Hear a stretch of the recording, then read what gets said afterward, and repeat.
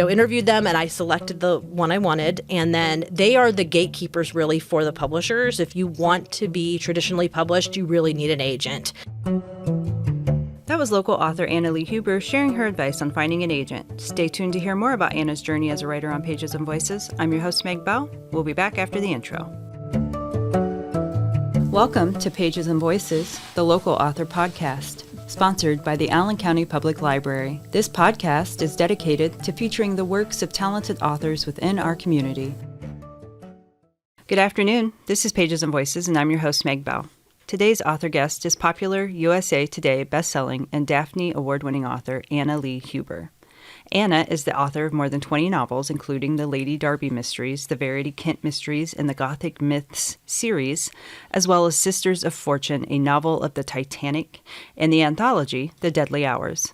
She is summa cum laude graduate of Lipscomb University in Nashville, Tennessee, where she majored in music and minored in psychology.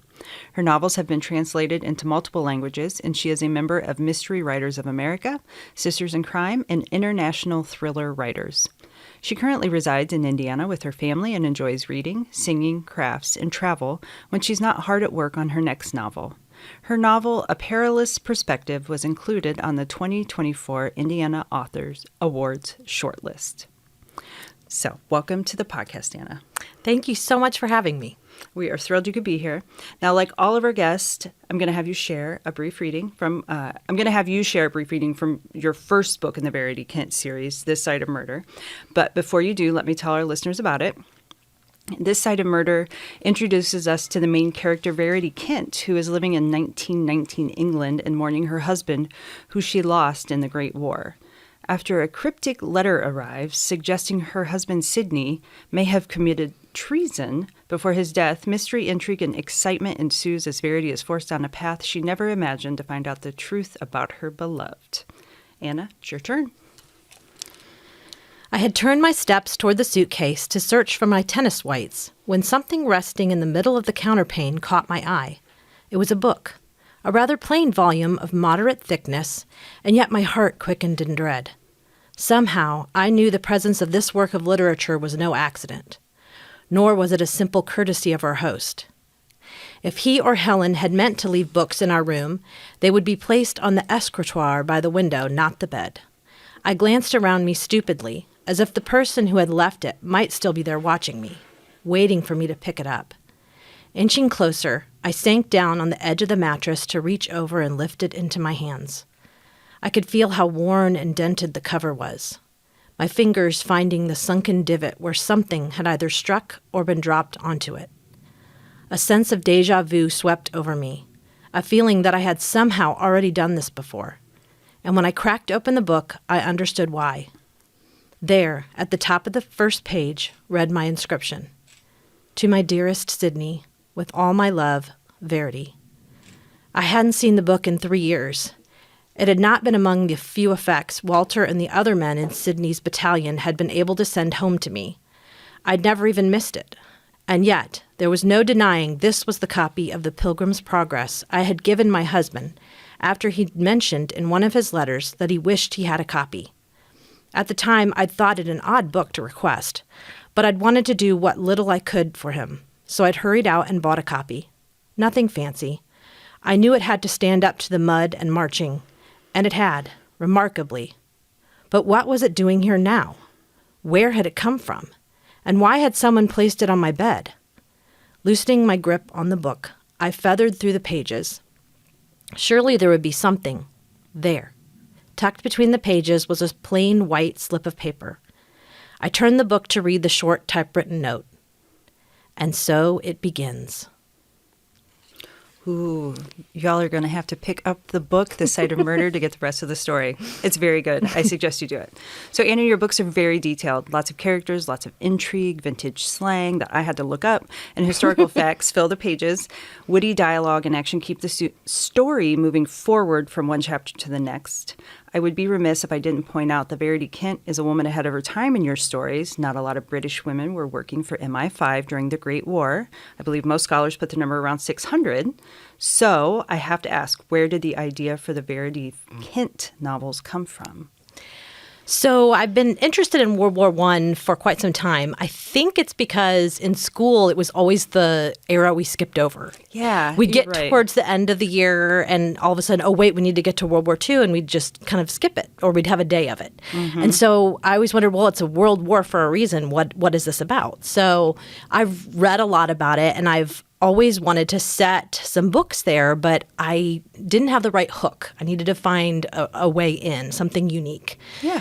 So I was doing some research for another book, and I had gone down a research rabbit hole like authors do. And somehow I had ended up on the British intelligence MI6 website. And I was just like looking through their history page, and I stumbled across, they had this mention of the Great War and how many women had served for British intelligence. And that made me pause because I knew about the women who served for World War II. We've heard a lot about them. There's been a lot of books and TV shows and movies. And I knew about Mata Hari, the femme fatale that was, executed. I knew about Edith Cavell, the nurse, who was kind of a martyr for the British. But I hadn't heard about any of these other women. And so I started doing research, and I discovered that hundreds of women served for all of the different military intelligence units, whether it was, home intelligence or foreign intelligence or postal censorship, all these things. But also hundreds of women served in the occupied areas behind enemy lines, gathering intelligence for British intelligence and risking their lives doing it. And I was just fascinated by these women. I found their names in memoirs and in dispatches. And then I also discovered that in the early 2000s, MI6 declassified a bunch of documents. And there were all these people that were discovering their great-grandmother had been a spy. Oh, that's fantastic. And I love thought, that. oh my goodness. I just got goosebumps. Yes. And so the irony of it was that a lot of the top brass for British intelligence after the war wrote all these things about how women were terrible intelligence agents, that they let their feelings get in the way, and that they couldn't keep their mouths shut. And I thought, well, wait a minute.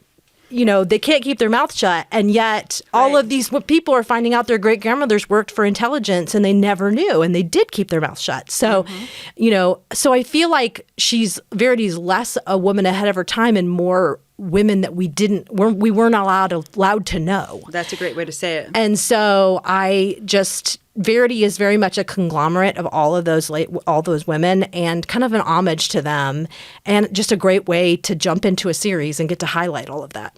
I love that. That's fantastic. What a legacy to leave, that if you found out your grandmother was a spy. I know. I mean, reading these news articles about these people that found out, I just, I would be floored, Yeah, and so absolutely. I'm just imagining them finding this out. That's so cool. I love it. So did you think about it long before you began writing the stories? So wanting to write about World War I thought a lot about, and I did a lot of research on the war itself. But like I said, I had to find that hook for the series. And really, when I found these women, that had worked for intelligence, that was my hook. And that's kind of how it got the ball rolling and how I figured out how to plot it and all that kind of stuff. Okay.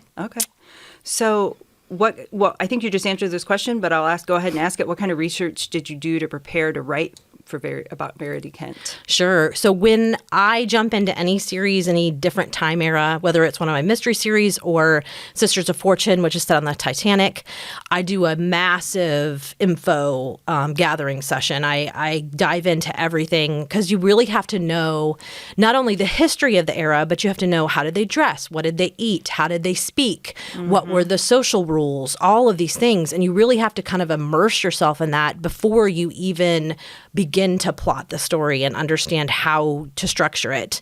So I do all of that, and I love firsthand resources like memoirs and letters. They just give you so much insight into how the people were thinking, how they felt, and how they talked. I mean, especially with Verity, because it's in, after World War I, going into the 1920s, there's such a rhythm to the language, and you read these letters and you really get a feel for it. And you can almost hear the jazz age of it. It's just lots of fun. And the slang and the soldiers, they're using their trench slang. There's all kinds of words we now use that came from that time period, So I love the firsthand resources and, just the general histories to give me an idea of what's going on, maps and even firsthand, if I can walk a place where they were like visiting there, or if they use a pistol, how does the pistol fire? Because the way a Webley fired isn't the same as what we use now. So, or the airplanes, or just anything that you can, get your hands on that helps you make it more authentic. Have you visited some of these places? I have, not all of them. And it can be tricky because a lot of the settings that I use don't look the same as they did in the book. So even visiting doesn't always help. Yeah, sure. For example, in the 6th Verity Kent novel, A Certain Darkness, they go to Rotterdam. Well, Rotterdam was leveled in World War II, like 90% of the city, and even the waterways, the course of them was changed. So I have to find historical maps to know what the city really looked like, because it may not look like it looks now. So I like to go and walk it if I can, but a lot of times it doesn't necessarily help, although you can get things like smells and things that don't change. The spirit of the place. Correct. So how long are you living with these sources before you start putting pen to paper? So when I first start like a series like Verity, it's several months that's just a deep dive into that era. But then when I'm doing a new book, I already have that to build on. So I'm really just kind of spot researching whatever that book is about, or whatever those months are, or if it's about a specific subject, then so I don't have to do as much research because I'm building on what I already have. And then obviously as I'm writing, things pop up, and I'm always using etymology dictionaries to help me with the language, because there's so much language that you don't know when did we start using this phrase, and absolutely. there's a lot that even, you think it's an old word, but it's not, it's a new word. And so it can be tricky to catch yourself. Yeah. Oh, yeah, I can imagine. So were there any resources you found helpful while writing the books, any writing technique books? There's a lot of libraries online that have maps and things they've digitized. I think it's Scotland, the library in Edinburgh. They have all of these maps, historical maps that you can access. Cool. I mean, for all over the world, not just in Scotland. That's invaluable. Like I said, memoirs. There was one by Henry Landau, who was the captain who was in charge of the resistance networks that were working inside Belgium for Britain during the latter half of the war. And he wrote a memoir, and it gives all this invaluable information and all these little missions and things and little anecdotes that I try to use in the book because they really happened. Those are great, those kind of memoirs. I always tell authors, one really good tip is check the bibliography of your research books, because I've found so many resources that I never would have stumbled across if I hadn't checked those bibliographies. And they'll give you a lot of times like firsthand resources also that you wouldn't have found. Like that, I believe I found that memoir from just a general research book that I never would have known to go look for. Right. And I love interlibrary loan. It has saved me so many times. There was a book I needed on the Netherlands during World War I that people don't write about the Netherlands very often because they were neutral. So there was doesn't seem to be a lot to tell, but I needed to know. And it was like hundreds of dollars on Amazon while I got it from interlibrary loan for free. So fantastic. Use the library. I love it. So this is your second series. Your first series, The Lady Darby Mysteries, began releasing November 2012 with The Anatomist's Wife, which is romance mystery. Is that correct? Yeah, I think of it as historical mystery with a romantic subplot. So they get shelved in mystery. Got it. Okay. So you have a lot to remember with these series. Do you have a method for keeping it all straight? I have what I call series Bibles or notebooks, and I've learned I have to put all of the information in there. Like if it's a character, everything I've written about that character, not just their physical attributes, but things happening to them in the settings and the timeline, all those kind of things, the clothing they wore, just to keep track of it all, because after so many books in, you forget, this character hasn't appeared for 4 books. What color eyes did I give them? So yeah, it can be a lot to remember. And every once in a while, I will do a read through of some of the books or all the books. At this point with Lady Darby, it's getting a little crazy because I just finished book 14. Yeah, there's a lot. a lot to remember. Yes. But they're almost like real people to me at this point because I've crafted so much of their lives and I really get into their psychology and how they change and grow. And so they feel like real people to me in some ways. So I think that helps.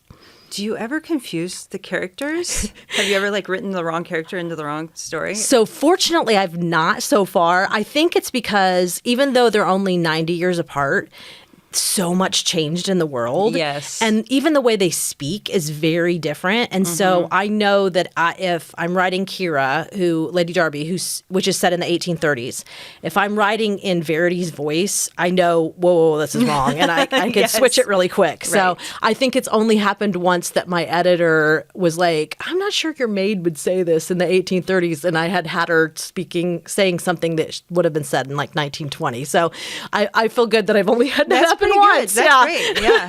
Good for you. So have you always been traditionally published with your series? I have, yes. Okay. Can you tell listeners about your experience getting your books published? Sure. Did you query an agent? Did you send it to publishers? I did. So I queried an agent. I believe I landed my agent in 2011. So it's been a while. So things may have changed. Okay. But at that time, you would finish a manuscript if you wanted to write fiction and you'd never been published before, and you would query agents. And you can find lists of agents. I got mine through writing organizations that I was part of, like Mystery Writers of America, Sisters in Crime. A lot of them have lists of reputable agents that they recommend. And I always say if an agent's wanting money up front, that's a red flag. Run, don't walk. So get out. They don't get paid unless you get paid. That's how it works. So I queried agents. The Anatomist's Wife, my first book that was published, was actually my 5th finished manuscript. Okay. So I was really working at it for years and querying and getting feedback and entering contests. And then with The Anatomist's Wife, I knew it was ready. I knew it was. And I queried to agents, and I got several agents that replied, and you kind of interview them at that point. It's kind of a plus. I was like, yes, this is, a glutton of good stuff. And so I, interviewed them, and I selected the one I wanted. And then they are the gatekeepers really for the publishers. If you want to be traditionally published, you really need an agent, just because the publishers rely on them so much. They know they're getting good quality if it's coming from an agent. They're more likely to take it seriously. Some of the publishers don't even take things from authors that aren't represented.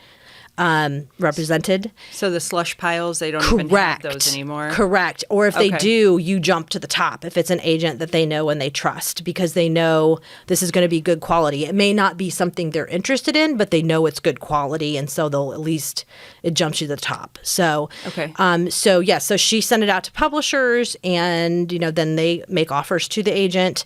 The agent also is great because she goes through all my contracts. She knows the ins and outs. She knows what to expect, what to ask for changes about, all those kind of things that I have no clue about. Yeah. I mean, that's their job. So, and they're trying to get you the best deal because they get more money if you get more money, kind of thing. And they're also there to bat for you if there's a problem that comes up. I love it. I never have to be the bad guy.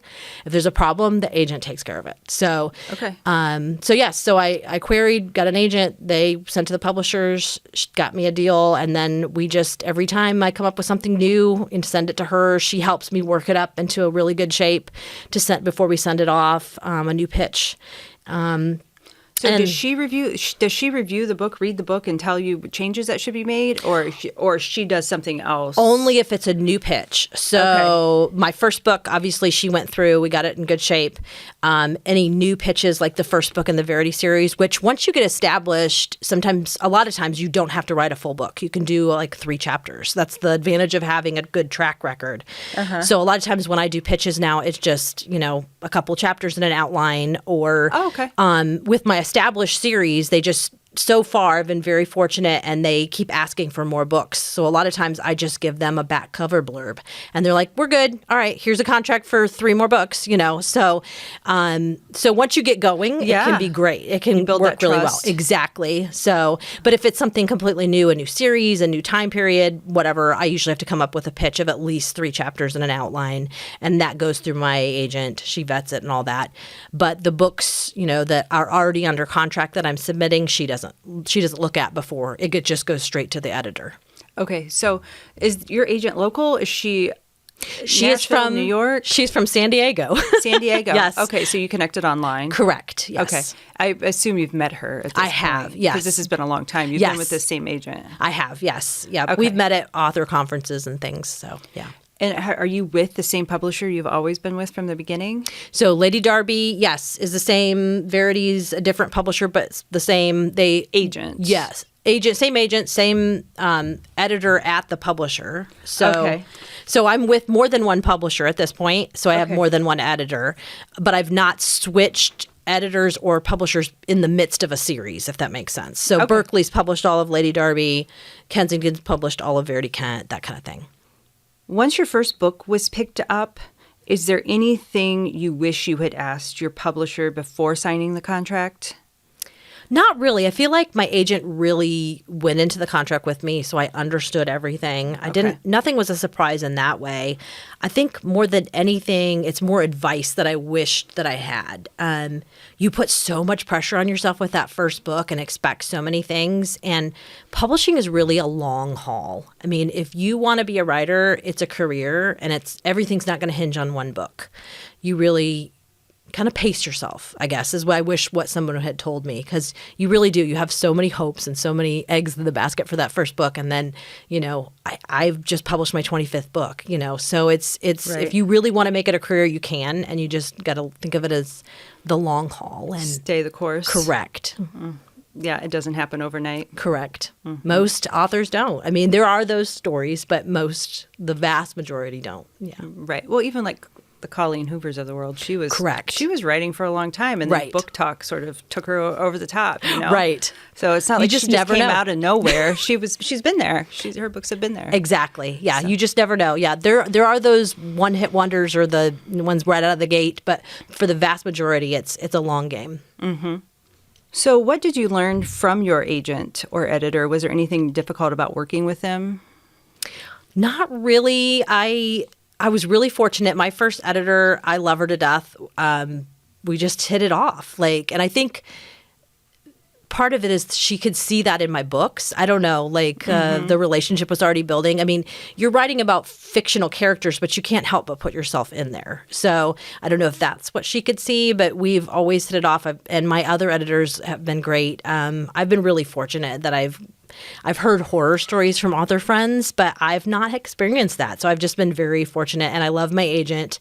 But I did, I had the option of 3 agents that offered for me. And when I interviewed them, I chose the one I knew would be the best fit for me. So that helped. Yeah. So do you have any advice for aspiring authors who want to become traditionally published?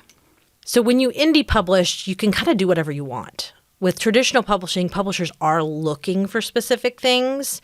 So if you happen to write something they want, then that helps. So, they always say, just write from your heart. But if you want to be traditionally published, you do kind of have to be business savvy, that they are going to want certain things. I happen to love mysteries. I love history. I love romance. That's why I threw them all together. But I also knew they were commercially successful, and that publishers were looking for them, and that if you started writing a series, you can get a contract for multiple books, and then hopefully just keep going, and they all build on each other. So, so there is some business sense that you have to go into in thinking about that, especially if you want to be a traditionally published author that is, long running. You have a family. Yes. Do you find it difficult to separate yourself to get the writing done? Sometimes.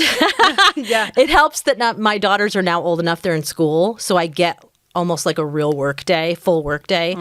They're also getting old enough, even in the afternoon when they're home, I can still get things done. When they were little, it was much harder. I was published before either of my daughters were born, so when they were babies, it could be tricky.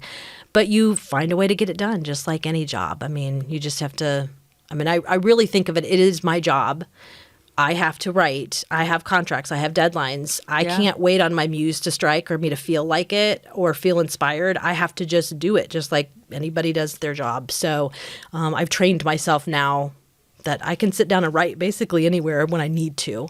And then you can go back and edit. So Yeah, absolutely. Do you have a separate space for yourself? I do. Fortunately, I now have an office, and I set it up how I like it, and it's the wall color that I find inspiring and soothing, and all those things. And I have pictures in there that inspire me.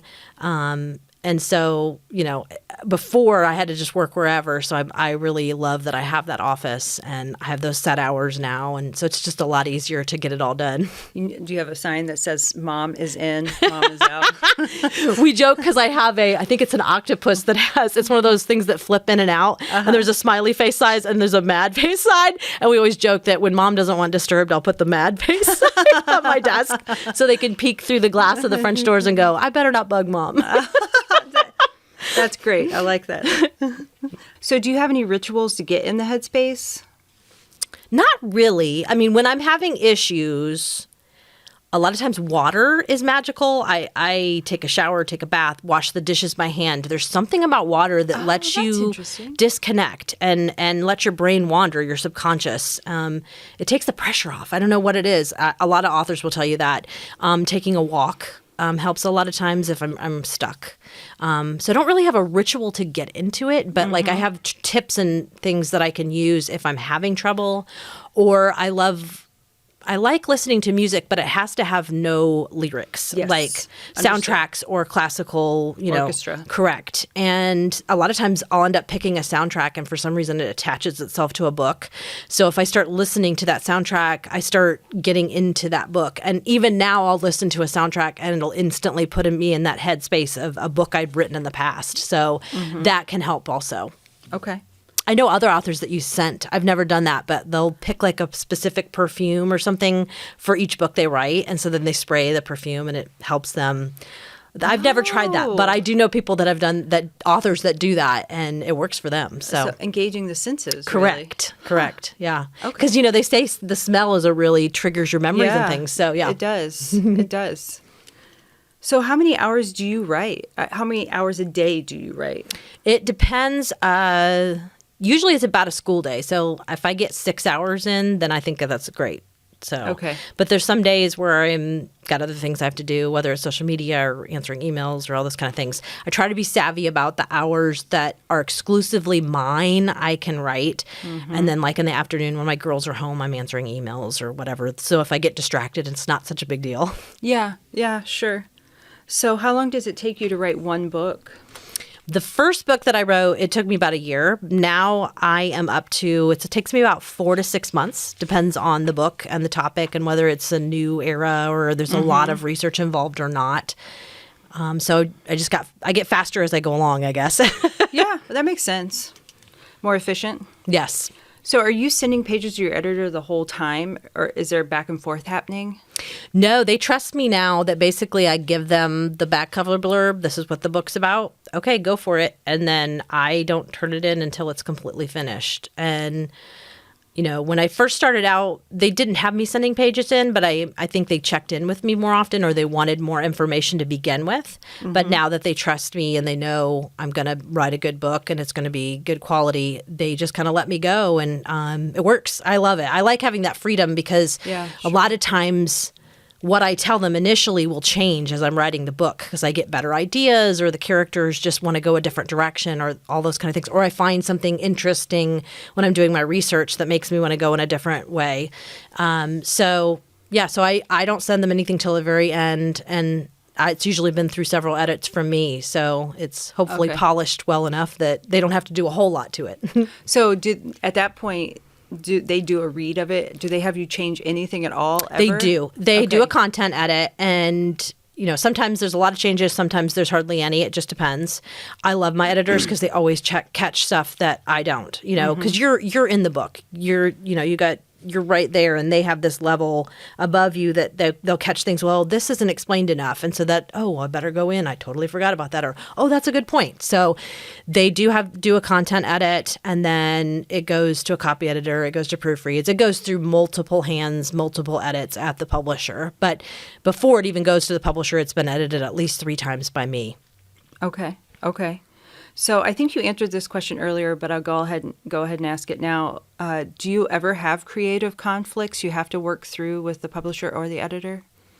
Sometimes Not often, but there have been times where we've had to work through stuff. I usually operate with the view that if they're telling me something, that I should listen to them. Sure. Unless I have a very strong reason not to, then I feel like they have the knowledge and the insight and the experience, even my agent, that if they're telling me something, I really need to pay attention and listen to them unless, for example, there's something I know specifically why it needs to be a certain way. If I'm planning something in the future or it's something historically I know, like that's kind of where I operate. So there's not been a lot of conflict in that way just because I do trust them. But there's been a few times when we've had to discuss and maybe I don't do it my way and I don't do it their way, but we come up with a way in the middle that satisfies us both. Okay. All right. I like that compromise. Yes. So how do you title your books? That is a process with the publisher, with my editor. Usually my editor and my agent, the three of us will work together, we'll brainstorm and come up with different ideas. At this point, the Lady Darby series is kind of a formula. It's like a murdery word and then a artistic term because she's an artist. So we've kind of come up with that. And then the Verity, it started out, I was kind of spoofing on F. Scott Fitzgerald for some of the titles, and then it's kind of evolved into different things.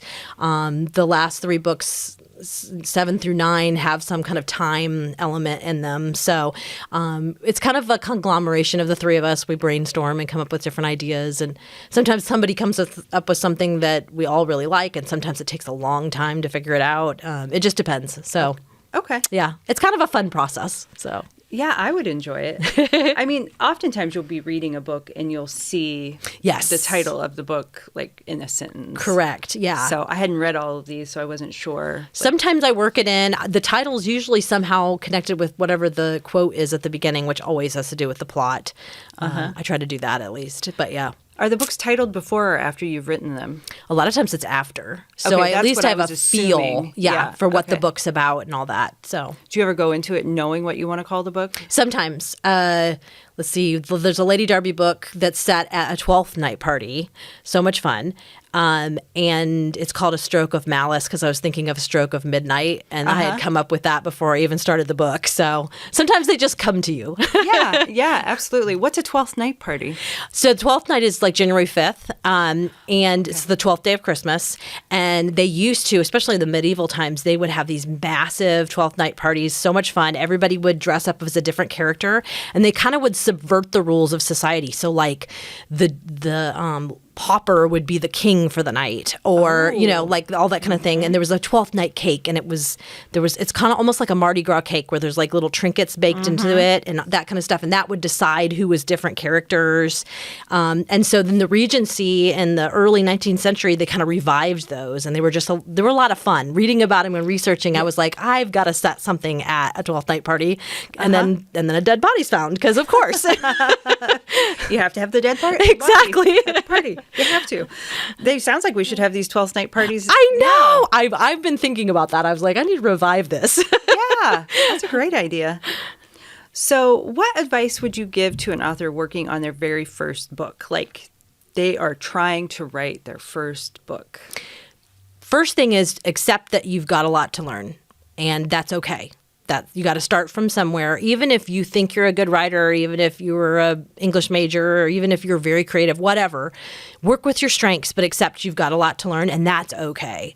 You're going to learn a lot as you write. I mean, you really have to write to learn how to write. I mean, it seems a strange way to put it, but that's the way it is. And a lot of it's finding your own voice. Because publishers, they want your book. They want you to tell it how you tell it. And that's your voice. That's your specific gift.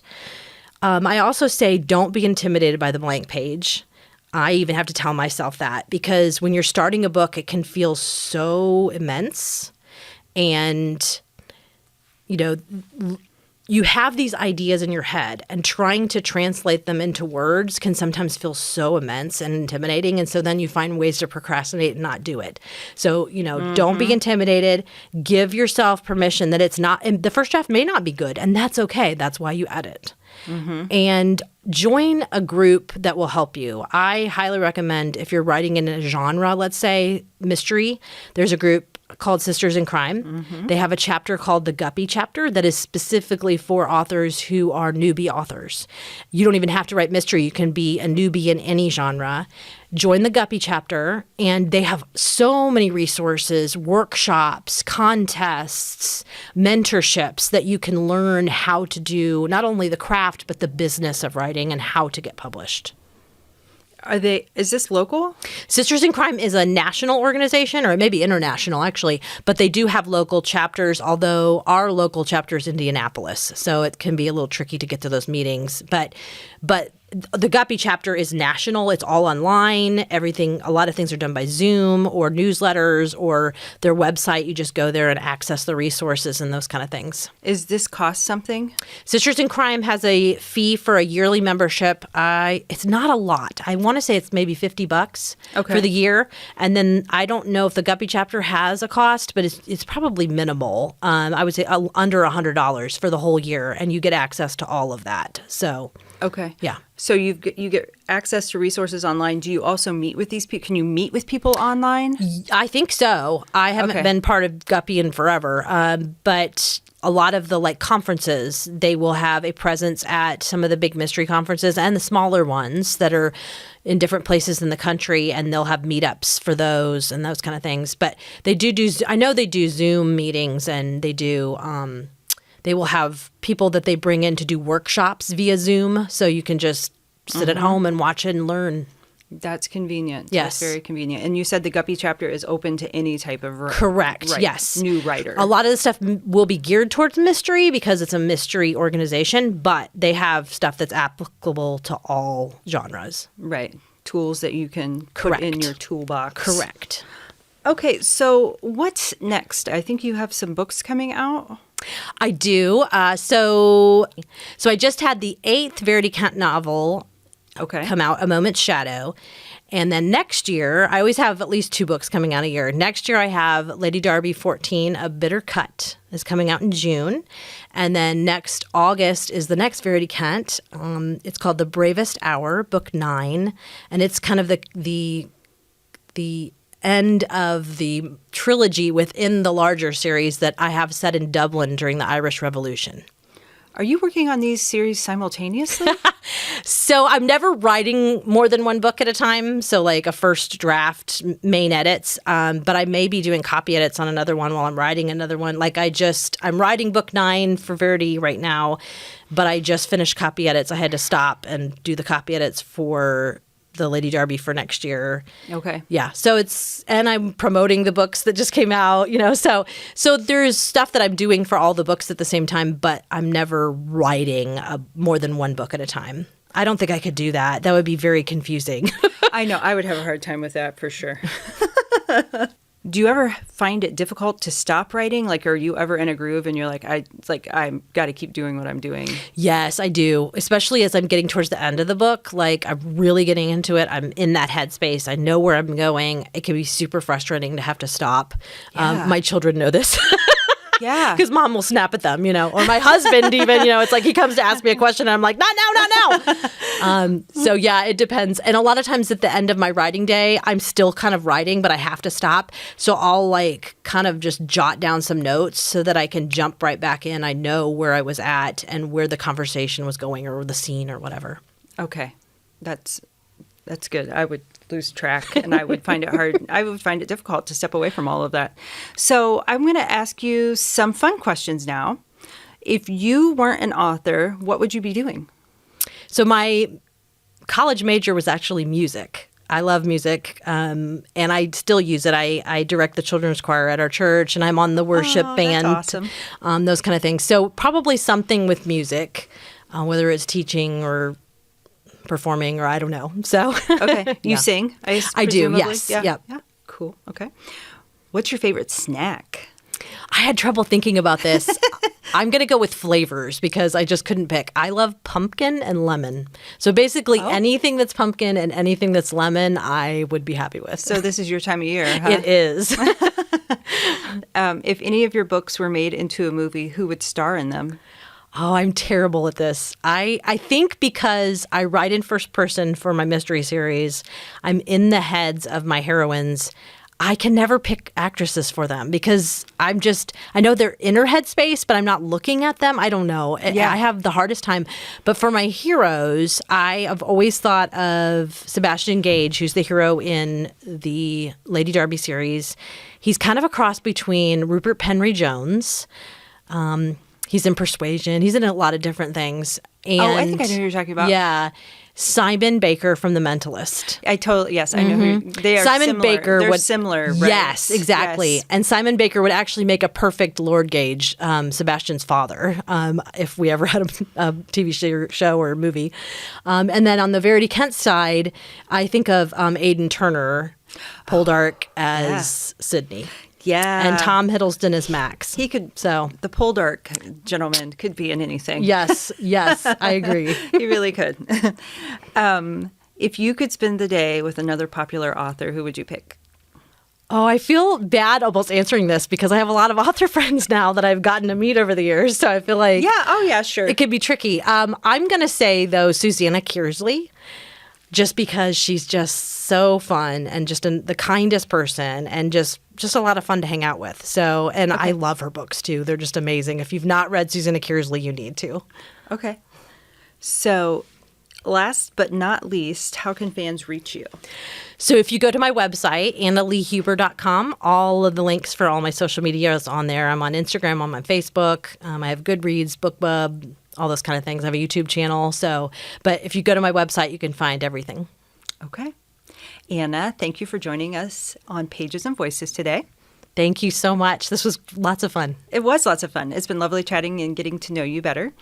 And thank you to those who listened in. Stay tuned for more Authors on Pages and Voices. I'm your host, Meg Bell. Until next time.